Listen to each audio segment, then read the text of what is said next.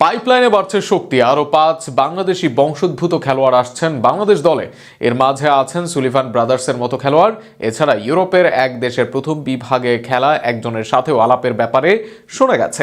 এমন আলাপের কথা জানান বাফুফের সাধারণ সম্পাদক ফাহাদ করিম নিজেই। আগামী দিনে এই ফুটবলাররা আসলে পাইপলাইন যে সমৃদ্ধ হবে বাংলাদেশের, তাতে কোনো সন্দেহ নেই। সব মিলিয়ে আলোচনায় থাকা 5 প্রবাসী ফুটবলার নিয়ে বিস্তারিত থাকছে প্রতিবেদনে। হামজা এসে বদলে দিয়েছেন ফুটবলার চিত্র। তার পথ ধরে সুমিত এসেছেন কিউবা, ফাহমিদুল জায়ানের মতো তরুণ প্রতিভা। বয়স ভিত্তিক পর্যায়ে মাতিয়ে গিয়েছেন ইব্রাহিম নওয়াজ, কাসপার হক, বিতুষক চাকমারা। এর বাইরে জায়ান হাকিম, ট্রেভর ইসলামদের মতো নাম্বার 9 নিয়ে আছে আলোচনা। তবে এখানেই থেমে থাকতে চায় না বাফুফে। বর্তমানে আরো 5 ফুটবলারের সাথে আলাপ করেছে বাংলাদেশ ফুটবল ফেডারেশন। এই আলাপের কথা জানান বাফুফের সাধারণ সম্পাদক ফাহাদ করিম নিজেই। এর সাথে ফাহাদ কারো নাম খোলাসা না করলেও ইঙ্গিত দিয়ে রাখেন একাধিক ফুটবলার নিয়ে।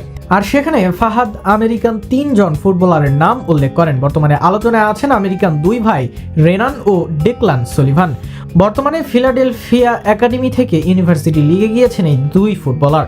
সুলিভান 2 ভাই আগে থেকেই বাংলাদেশের হয়ে খেলতে আগ্রহী। এবার তাদের আনার ব্যাপারে চূড়ান্ত কাজ করছে বাফুফে। অপরদিকে তৃতীয় নাম স্ট্রাইকার ট্রেভর ইসলামকে নিয়ে ছিল অনেক প্রশ্ন। তবে সেখানে ফাহাম করিম নিজেই জানিয়ে দেন এই তালিকায় নেই ট্রেভরের নাম। আর সেখানে এই তৃতীয় ব্যক্তি নিয়ে ধোঁয়াশা থাকলেও অনেকটা ধারণা করা যায় জায়ান সুলিভানদের মতো আমেরিকান ইউনিভার্সিটি লিগের অংশ এই খেলোয়াড়।